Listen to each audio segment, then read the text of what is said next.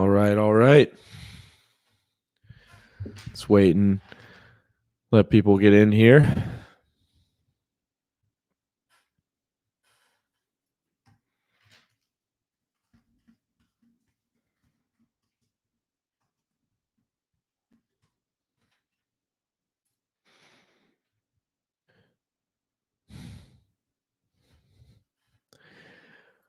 Should we get going?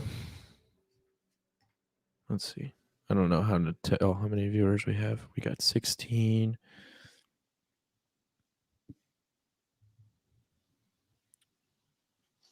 Yeah, it's a pretty decent number. It's not quite All the right, let's same get it. as the other game, as the Thursday game when Yeah. everybody's minds were Everybody was blown up. mad. Everybody was looking for. Yeah, All right, let's get in here. What a great win for the Marlins today. They certainly needed that one. It's been a struggle, obviously, out of the gate so far. The record improves to 2-6 on the season, but it could be a lot better in my eyes. Certainly, of course, we know about the 2 blown saves from Anthony Bass. The Marlins have been in every game this year. And it's because of that starting pitching. And that starting pitching was on display again today. Trevor Rogers was absolutely fantastic. He not only went toe-to-toe with Jacob deGrom, but he actually outdueled deGrom. deGrom had the one mistake in the game. deGrom had 14 strikeouts and Trevor only had 10. But and deGrom did last longer, but he let up the mistake that Trevor did not. And so here you are, and you're looking at it, and you're saying in his 9th career start, Trevor Rogers outdueled Jacob deGrom. It's pretty impressive. Welcome into the live stream, everybody. I'm Ethan Badowski. I think Eli is in, but kind of sitting this one out. But he is here just helping out. It was a really fun one for the Marlins today, certainly, and we know how it started. I was actually not watching the game yet. I was recording something that a project that I'm working on with a couple of my friends, and I missed the Jazz home run. But boy, did I see the replay of it afterwards. Certainly a very exciting thing for Marlins fans to watch him go deep off of the best pitcher in the game. And there's no disputing it anymore. I mean, you saw it on full display today that Jacob deGrom is just unhittable when he's on. He had 14 strikeouts today, allowed only 5 hits. But the one hit that mattered in the ball game, up until the 9th inning when the Marlins came through with some insurance, was Jazz's home run. And it just shows the talent that this kid has to take the best pitcher in the game on 100 at the top of the zone. Shout out Landon, my boy, forever. Thanks for stopping by and hanging out. Just look at this swing from Jazz. If this video is going to load here, you see deGrom. Here's that swing, just perfect extension, right out over the zone. Drives it to right field, 402 into the upper deck, 107.4 miles per hour off the bat, just unloaded on by Jazz Chisholm Jr. And what an exciting thing for him, certainly, to homer off one of the best pitcher in the game. And it's what got the team going. And we've talked about how in the past, how Jazz has been the catalyst of this lineup. And he was certainly the catalyst today, because up until the 9th inning, he was the only offense that the Marlins had. And it was what won the Marlins game, because one was all they needed, because the pitching was so fantastic today. And we'll get to that in a second. But I just want to talk about Jazz. I asked him in the pregame press conference today, just if he was feeling more comfortable, and why he looked more comfortable, and why he was feeling more comfortable up at the bigs. And he said it's just the fans. He just feels more settled in with having fans in the crowd. He just feels more comfortable. He feeds so much off that energy. He certainly fed off it today, and he was the only Marlin that really could catch up to that high heat from deGrom. It seemed like all the other hits that the Marlins had were coming off the off-speed stuff. Rojas lined a single in the center field off, I think, was a changeup, but the Marlins were really, really good today. There were some good ABs, despite the fact that it was deGrom and he was so dominant. I thought that the quality of AB was a lot better than what we've been seeing.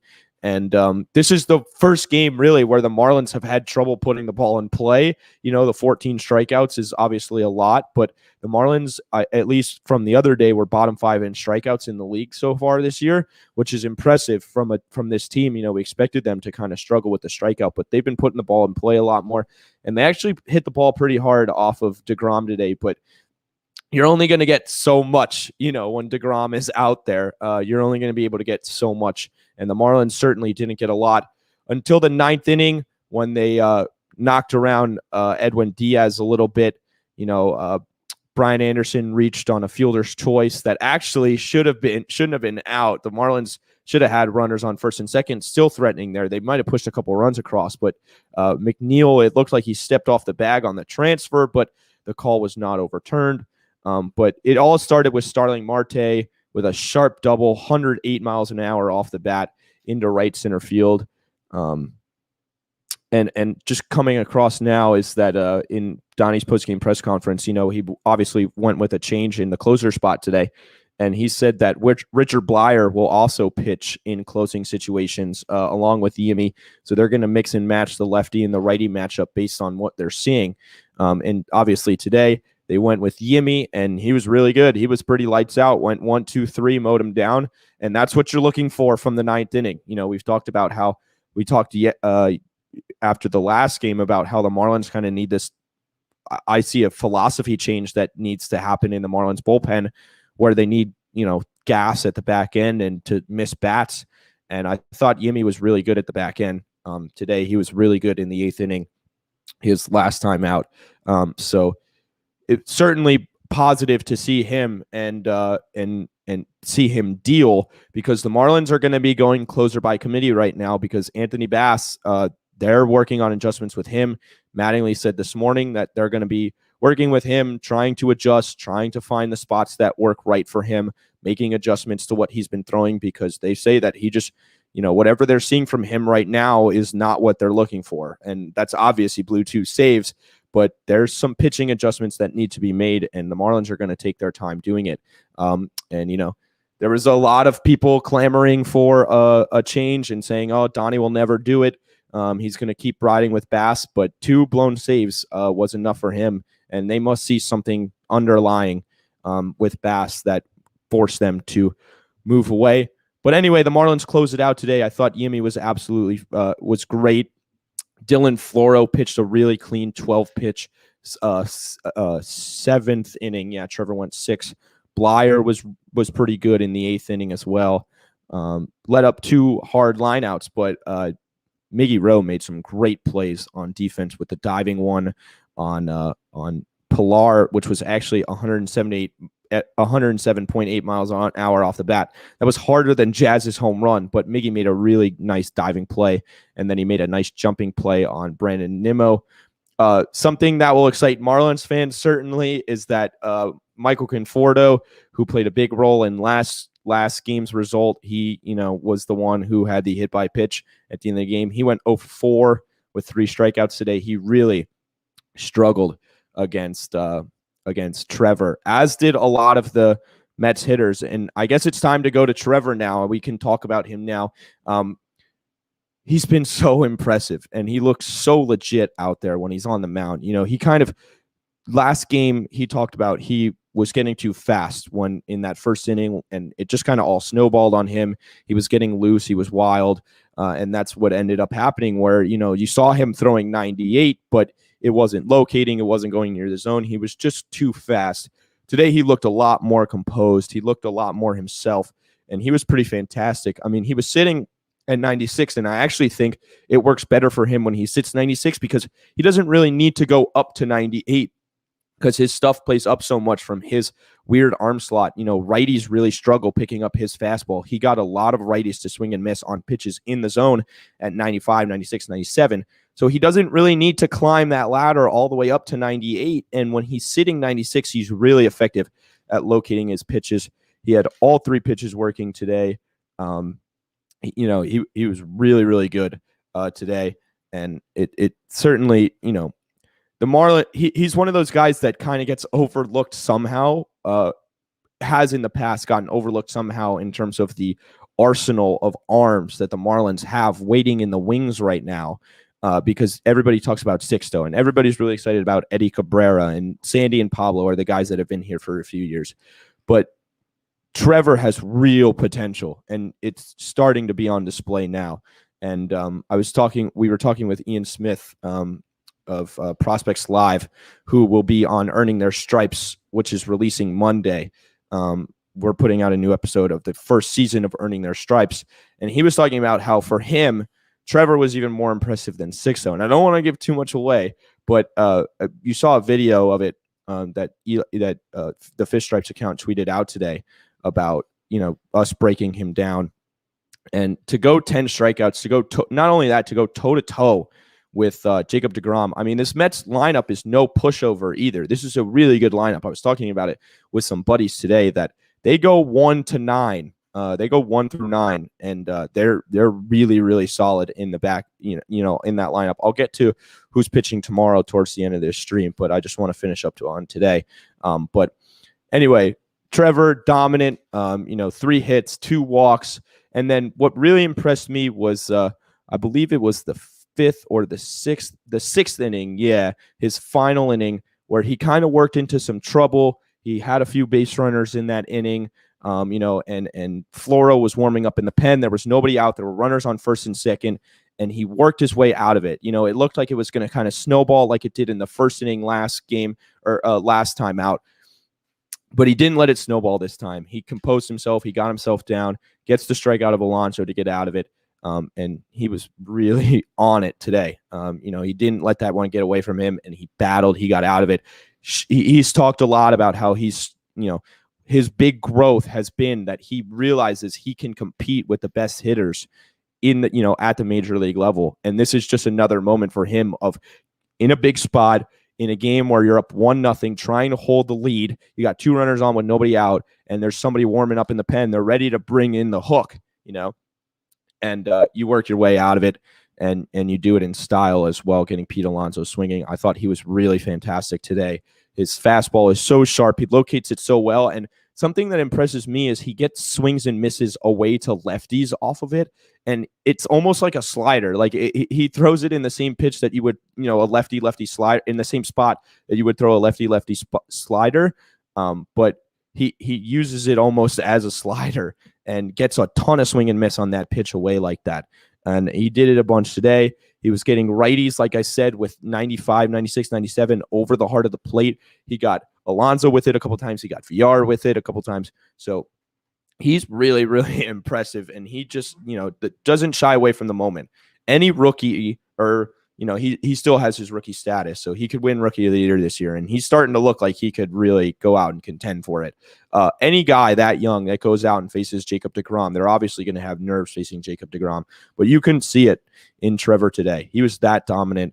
All his stuff was working. His changeup, the changeup that he struck out Lindor with, was filthy in the dirt away. There's just nothing you can do with it. Located 83 on the edge to righties. When he was trying to work out, there was one pitch I remember, 83 on the edge with a slider to right-handers is just ridiculous.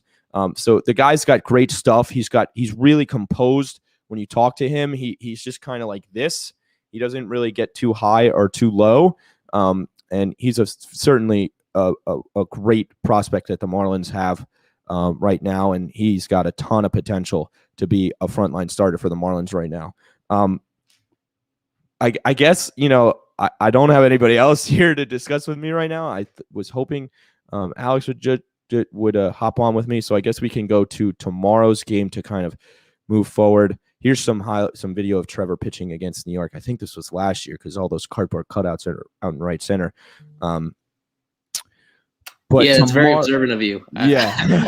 I'm tricking you by putting the file that I had right here of him. I had the longer video, but like I said, we're still workshopping exactly how to handle the tech here to make sure that the stream doesn't freeze on me. I can handle it. So yeah, this is from last year and it was good against the Mets a couple of appearances. He was good. Yeah, he was good. His first start was really impressive against them. But this was another level today. Yeah, sure. Yeah. No, this is his, he tied his career high in strikeouts today. I think it was against the Rays last year that he set it, and just had, like I said, had all his stuff working. And what a way to bounce back. I didn't even mention that, he struggled. He was really good in his final 3 innings in his first time out, but obviously the first inning was what ended up costing the Marlins that game. And he struggled so much, and he said right after, I'm ready to go back out there. tomorrow. And he looked really ready, really focused today. Came out with what was his best stuff, the best stuff that we've seen from him so far in his career. Dominated, like I said, a very good Mets lineup. I keep saying that he went toe-to-toe with DeGrom, but I can't stop saying it enough because it's not often you outduel Jacob DeGrom. I mean, we talk a lot about how he's been in these situations all throughout his career where he deals. He only lets up 1 run today, but the Mets can't give him any run support. 8 innings, 1-run ball, only 5 hits, didn't walk anybody, struck out 14, just dominant, pumping 100 in the 8th inning. I could talk about DeGrom's performance today just as much as I could talk about the Marlins because he was so fantastic. But he gets them, into position to win the game like some of the Marlins starters have been doing recently, and the Mets can't come through for him. And it's all because Trevor was so good today. 6 great innings. The best he's looked, I think, so far in his career for sure. In his 9th start, goes and outduels DeGrom. And then Floro was really good. Blyer was good. Yimi was good. But we took a lot of the pressure off Yimi with a 9th inning that was really important to get 2 insurance runs. Starling Marte comes through with a big double, and that gets it started. And you're looking at it, and you're like, okay, you got to cash in here. Leadoff double, roped into the gap. Edwin Diaz was struggling today. You got to cash in here. Miggy Rowe comes through, drives in Marte. Aguilar comes through, and the next batter drives in Marte with a little bloop. It was a great read by Marte. His base running is so good, and he read it perfectly off the bat that he was going to score, was running all the way, scored on an Aguilar single. And then, the Marlins just kind of keep guys on base. Cooper flies out, as I talked about with that weird force play. And then, Miggy Rowe comes through with an RBI single. And it doesn't sound like much, but they got 2 hits with runners in scoring position, which is like 2 more than they've gotten in some other games this year. Right, exactly. No, we talked the last game. I remember we talked about their runners in scoring position prowess, and they were 1 for 13. So to come through with 2 hits with runners in scoring position today in the 9th inning, when you're going to a closer change, it's Yimi's first closing appearance of the year, was really big. That obviously took a lot of the pressure off Yimi. And once you're up 3-0, 2 runs in the 9th, that's pretty discouraging for the Mets, and the Marlins went and finished it off. Yimi was great, as I mentioned. So that 9th inning was really big for the Marlins to come through with a win today. And let's just go back to the beginning again. It all started with Jazz. It's so exciting to see that it's all starting with Jazz right now. He homers off DeGrom, gives them the lead. Trevor, it's the young guys. Jazz delivers the home run, and Trevor delivers the big start. And then the bullpen shuts it down. So overall, really exciting win for the Marlins today. Certainly something that will get Marlins fans off the negativity a little bit. I think they'll have some good feelings about this one, especially with the way the last one ended.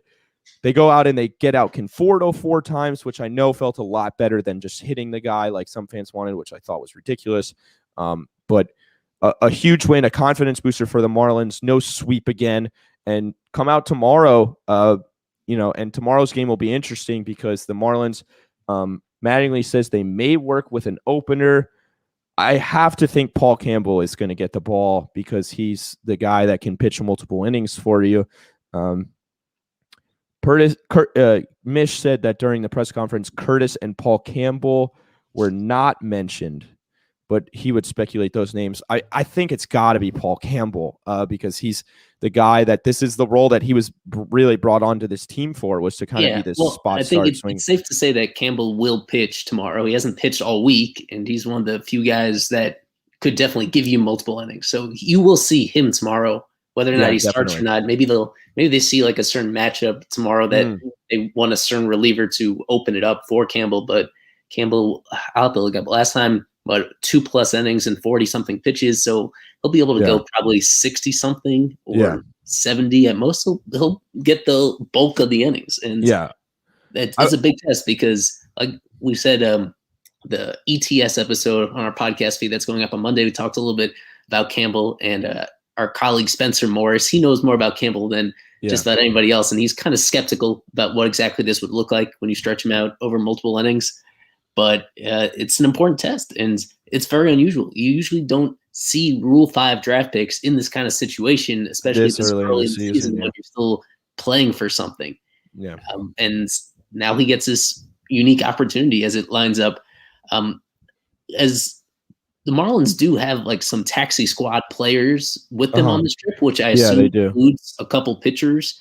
It includes a catcher as well. I don't think you got into this, but with Alfaro missing yet another game, I have to wonder whether they look to move him onto the IL soon, because they've played now 9 straight games without an off day. You need to have 2 catchers. And so they may make a move to put whatever that emergency catcher is on the roster. I think it's going to be Sandy Leon, but we'll see. Okay. But it would either be him or Navarreto, I would imagine. Because whichever one is on the trip. I'm not sure which one. I would assume it's Leon, because he's, as a major league guy, he didn't sign this deal to spend the whole year at Jacksonville. Right. I think there was an understanding that he would be the backup guy to hop in if needed. But I bring that up just because I'm sure there's another pitcher on the trip, and the only explanation I could come up with of why they don't want to announce a starter, even though the game is tomorrow, is if they were considering calling somebody up from the taxi squad to pitch. But it's all weird because they also didn't announce Nick Neidert until the last second, which was strange, even though everybody kind of knew that it was going to be him. Yeah. I think it'll be Campbell. Campbell and Curtis, I'm sure, will both throw tomorrow because they're the 2 guys right now that you feel good about getting multiple innings with. Maybe if they're lefty heavy at the top, maybe they open with Detweiler. He did pitch a couple innings a couple days ago, but he has had 2 days off now, so maybe you could see him getting an inning at the beginning if they want to go lefties. We'll have to see. It's all going to depend on matchup tomorrow. We'll certainly find out in the morning, I would imagine, what they do at Donnie's press conference tomorrow morning. But I would definitely bank on seeing Paul Campbell tomorrow. I would bank on seeing John Curtis tomorrow. I would bank on seeing Ross Detweiler tomorrow. The guys that can give you 2 innings are going to be the guys that you're going to need tomorrow, certainly. They said that Simber I think was one of the guys included that could give you multiple innings. So, he hasn't been great so far, so we're maybe not, but we'll see. But definitely expect Paul Campbell tomorrow. And one of the guys on the taxi squad is Jose Devers. I doubt he makes an appearance, but it's nice to see some of these guys on the travel squad, just running with the team. Let's see. Fish picks. Here we go. DeGrom had, was it longer? It was for strikeouts. Under 8.5 runs. DeGrom had more strikeouts. There were under 8.5 runs. Forgot what the third under was. Brian Anderson did not get a hit, and the Marlins won the game. Yeah, I'll have to check later to see if anybody got those perfect. I imagine so. I think I did pretty well today. Let me see. I was trying to rope people into taking Rogers over DeGrom in terms of strikeouts. And in a lot of games, actually Rogers would have beaten him out in that category. I mean, Rogers, let's see. That's the thing with Rogers is even if you don't know about his effectiveness for sure, because there's some variables with a guy that's so inexperienced, we talked about this on the pod that's going up, and I think it's apparent to anybody watching that he is a premium strikeout guy. He will be no matter what. I mean, that's the stuff that he has and how difficult it is for hitters to pick him up. That honestly, the worst case scenario for him, anytime he takes the mound, he's still going to miss bats just because he is that imposing and that difficult to pick up, even on his worst times. And it's so fun. Forget about wins and losses or even his personal success. It's just fun to tune in for a guy like that. Oh yeah, of course, he's awesome to watch. Carver is going to be able to speak to more of that, of course. Yeah, Trevor is awesome to watch. I mean, with his lefty, when was the last time we had a really, really fun lefty throwing that high velo with that good of a slider, that good of a changeup, especially? Eli, just on the fish picks, the third question was over under 1.5 double plays turned. I picked the Mets to win today. I screwed that one up. I did pick the Mets out there with DeGrom, but reverse jinx gets the Marlins a win. Alex Carver, what did you see from Trevor today? We were just talking about him. I'm sure you got more on him. Yeah, just dominance. I mean, that's an incredible start to go up against Jacob DeGrom, and he's facing you on the other side of things, and based off how he struggled a little bit his first time out, especially that first inning, for him to go out there and throw the ball like he did, that's absolutely incredible. That's definitely going to be the guy you're seeing going forward, not the guy he was in his first start when he was probably a little bit rattled, emotions, pitching for everything else. So yeah, this is Trevor Rogers. This is the guy that he is. I kind of knew it when we saw how he was throwing in spring training with his changeup. That's the difference for me and Trevor Rogers. He's always had a slider. He's always had a fastball, but that changeup's the difference. And it's built up to what it has gone up to in an incredibly short amount of time. He's improved physically, and he's ready to be here. And I think he's going to be this good now, today, and going forward. Well, Trevor, it's so funny. I remember when I was reading Trevor's scouting report when the Marlins drafted him.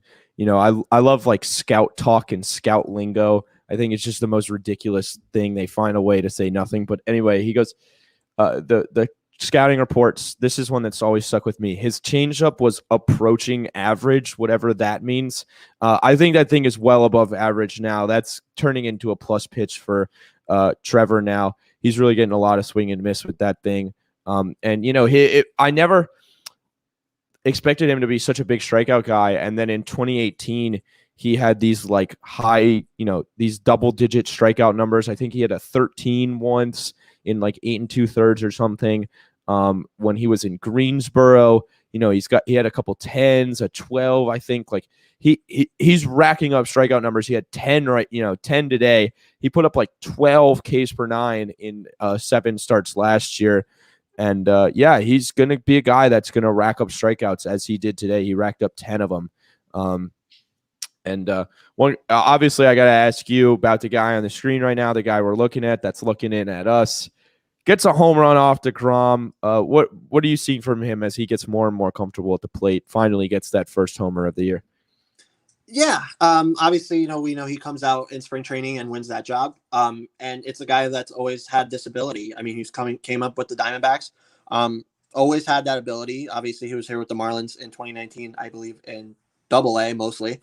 But yeah, always had that ability. It's just another guy in the Marlins system that it's time for them to be here, and their ability is showing out for itself.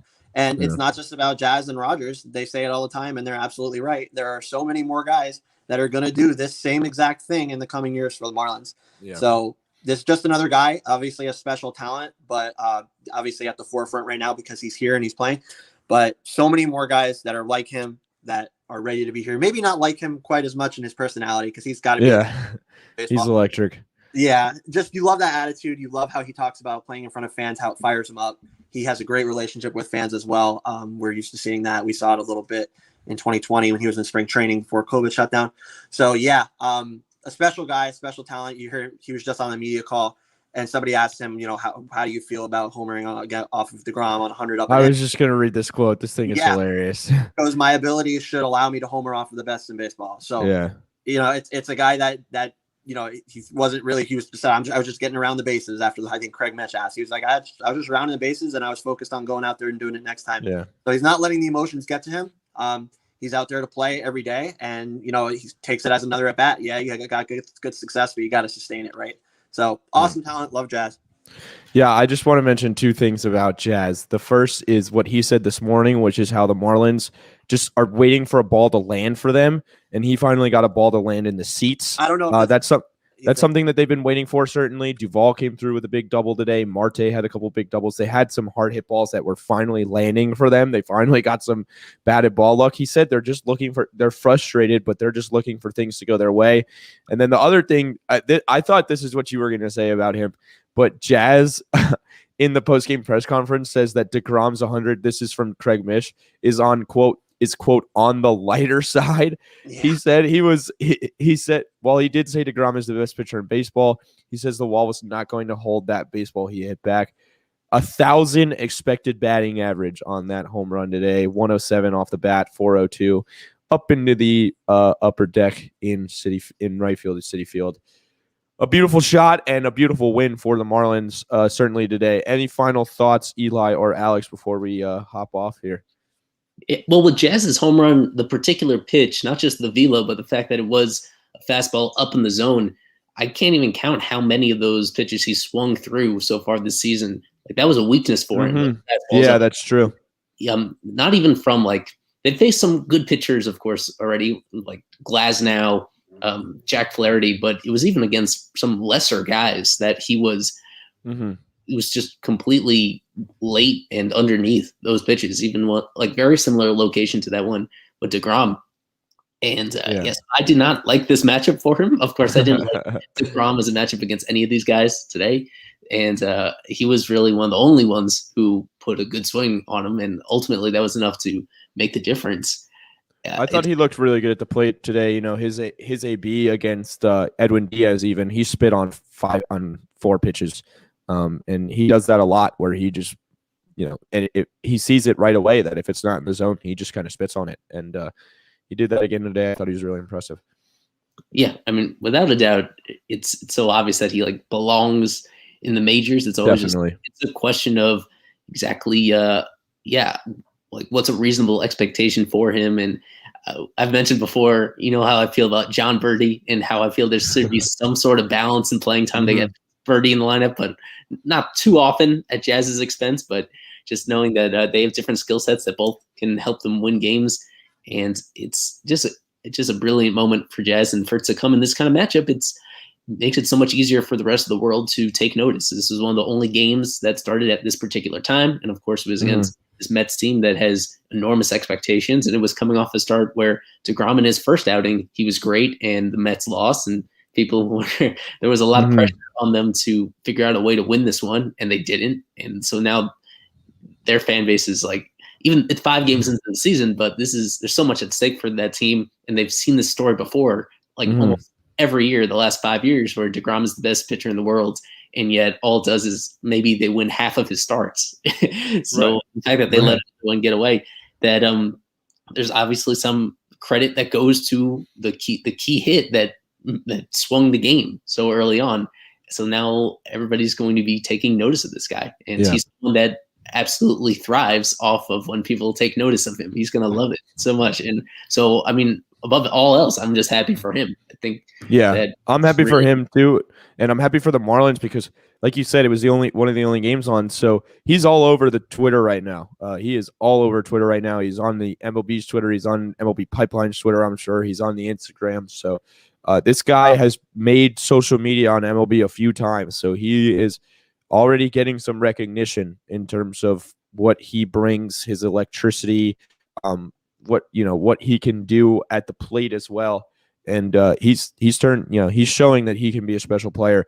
And in terms of Birdie, I wouldn't be surprised if he's in the lineup tomorrow, Sunday, get a last game of a series, trying to get some different looks. I wouldn't be surprised if he's somewhere in the lineup tomorrow. Maybe not for Jazz. I hope it's not for Jazz. I want to see him follow up that home run. That's what I've got for. That's what we've got for today. Certainly a very, very exciting win for the Marlins. Get them back on track. Alex, any final thoughts?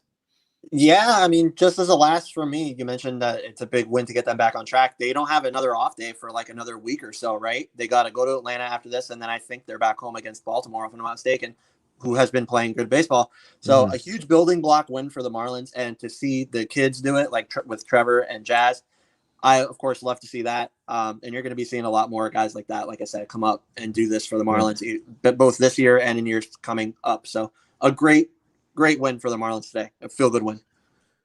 Yeah, well, hopefully it's a feel-good win for the Marlins tomorrow. Marlins are at 2-6 now, and somehow it just doesn't feel like they're 2-6 because they've been in every ball game so far. They finally close one out today, get a big win today that hopefully can get them going again. They get a win off Jacob deGrom. Trevor Rogers, one of their young stars, outduels Jacob deGrom, and Jazz Chisholm gives them all the offense they need. For Eli, for Alex, I'm Ethan. Go Fish.